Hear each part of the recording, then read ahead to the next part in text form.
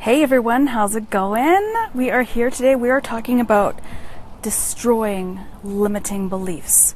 This has been a topic that people have been wanting me to talk about for quite some time. And every time I get on a video, I'm looking at a new limiting belief. Like right now, this sunbeam cutting right across my screen. But that's okay. Let's forge on. So limiting beliefs, how do they appear? And why are they so damaging? So first of all, a limiting belief usually appears as like a little voice in your head, you know, one of those little gaffers that kind of chatters in your ear and never lets you go. A little special friend. Usually this little special friend is not bringing you up at all. He's bringing you down. Remember we talked about how beliefs get there to start with? And there's really only two sources of how beliefs get there. So they're either your own experiences or they're the result of someone else telling you about their experience in such a manner that it becomes your own, even though you have no real experience with it. So limiting beliefs, they come from exactly the same place as the empowering ones do.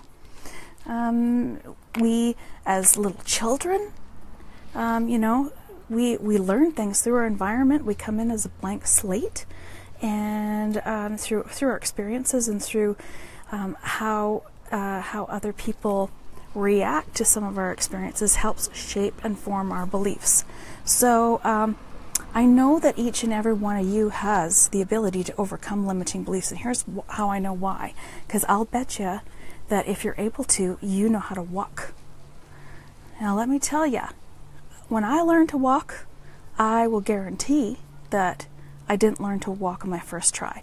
I'm pretty sure that most people on this video did not learn to walk on their first try. Matter of fact, if I asked my mom, probably the first time I fell down on my little ass, I probably screamed out loud crying, "Oh, poor me, look at me." But I had bigger goals in mind. I wanted to get moving, and that was more important to me than falling down, so I got up again and again and again. And here's the thing. Was I a failure because I fell down? Probably not. That's ridiculous, right? But yet some of our other experiences that we go through in life, we get a reaction from people that's painful, and we're deemed like a failure, and so we stop trying. Another example of this is, okay, so later on, you're a kid, you go to school, and the teacher asks a question, and you're all excited, and you put up your hand, and you get the wrong answer, and the whole class bursts out laughing at you. How do you feel right in that moment? Is there something in your belief system that's created then? What does it feel like to be embarrassed? It's painful, right? No one likes to be embarrassed, likes to be laughed at. So that's when we learn the limiting beliefs that, oh, hey, I better not put up my hand because I might be wrong, and if I'm wrong, I might be laughed at, I might be embarrassed. Hence, here is the birth of the limiting belief. All right? Now, there's one thing that I got to add, other than firemen are out again. I bet they're fully clothed, though, still. Darn. Anyways, the biggest key to limiting beliefs and being embarrassed is, often those people, the accusers, are the ones doing the laughing. They're usually laughing because they're thinking, hoo, I'm glad it's not me. The people who are doing the laughing and who are doing the judging are the biggest fear-mongers of all. Biggest problems with the fear, shall I say. If we thought about this logically, we would never be afraid. We would be able to overcome what other people think of us. And when it comes down to limiting beliefs, that is one of the largest ones, is fear of what other people think of us and being accepted.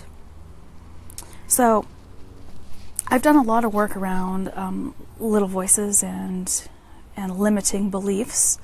And like I said, every time I jump on this video, man, I procrastinate the hell out of it because there's something in the back of my head is like, yeah, what if I screw up? But I'm going to do it anyways. And each time it gets easier and easier and easier.